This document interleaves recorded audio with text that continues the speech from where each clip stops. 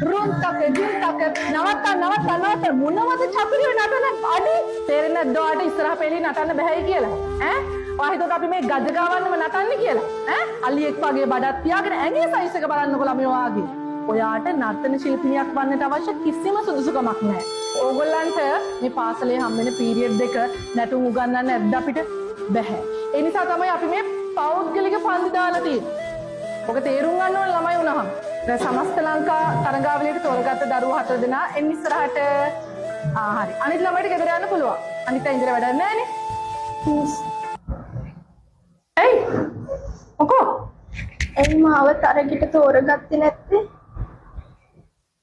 අනේ කියන්නකෝ මිස් මං හරිම ආසයි නැටුම් වලට ආසයි ආසාව තියෙන හැමෝටම හැමදේම කරන්න පුළුවන් ආසාව තිබ්බ පළියට නර්තන ශිල්පිනියක් වෙන්න බෑ. ඔයා ඒක තේරුම් ගන්න.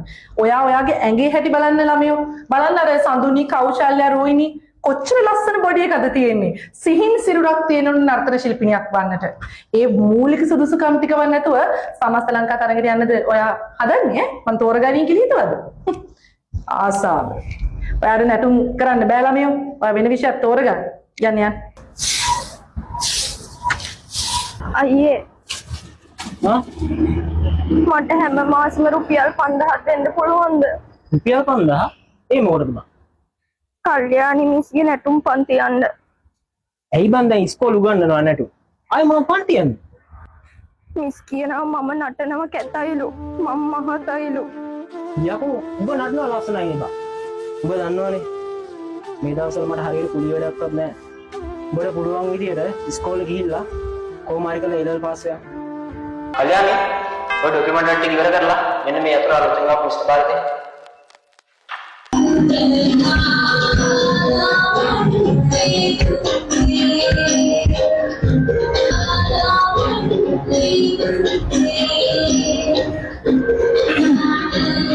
මිස් කල්යාණි මිස් චතුරි මිස් අනේ මිස් කියන්න එපා මිස් මම චතුරි මොකද මිස් වාට උනේ ඔයා දැන් නැටුම් පන්ති කරන්නෙත් නැද්ද නැටුම් පන්ති කරන්න නෙමෙයි මිස් මගේ ජීවිතයෙන් බේරිච්ච එක මැති මට මගේ ලොකු කකුලේ ආබාධයක් වෙලා අපේ ලොකු සෙට පින් සිද්ධ වෙන්න තමයි මට ඉස්කෝලේ පියෙන් ජොබ් එකක් දුන්නේ මේ මිස්ගේ ලොකර කී අතර මොන හරි තිබ්බොත් ඕන වෙලාවක මට කියන්න මම ඔෆිස් එකේ ඉන්නවා මිස් මට යන්න දෙන්න චතුරි මිස් මට ඇත්තටම ඔයාගේ මූණවත් බලන්න දැන් හිතෙන්නේ නැහැ මම අර කොච්චර වෙනස්කම් නම් කළාද අපි ස්ටාෆ් රූම් එකට ගිහින් කතා කරමු මෙතන ළමයිනුත් ඉන්නවානේ හරි නෑනේ මට දැන් ස්ටාෆ් රූම් එකට යන්න මං ගුරුවරියෙක් නෙමෙයි චතුරි මිස් මම නෑ මිස් අපි යන්කෝ මිස් දන්නවද ඒ කාලේ ඉඳලම මම ආසම උනේ සිකුරාදා හවසට නැටුම් පීරියඩ් එකේ එන වෙලාවට මට හැමදාම උනේ මිස් වගේ දක්ෂ නැටුම් ගුරුවරියක් වෙන්න ආසාව තිබ්බ පළියට නර්තන ශිල්පිනියක් වෙන්න බෑ. ඔයා ඒක තේරුම් ගන්න. ඔයා ඔයාගේ ඇඟේ හැටි බලන්න ළමයෝ.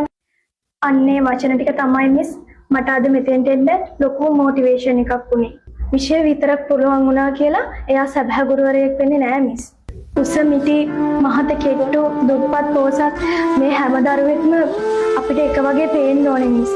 ඔයාට නර්තන ශිල්පිනියක් වන්න අවශ්‍ය කිසිම සුදුසුකමක් නැහැ. දහකින් මලක් කඩන්න තප්පර ගානක් ගියාට ආයේ ඒ මල පිපෙන්න අවුරුදු ගානක් යන්න පුළුවන්.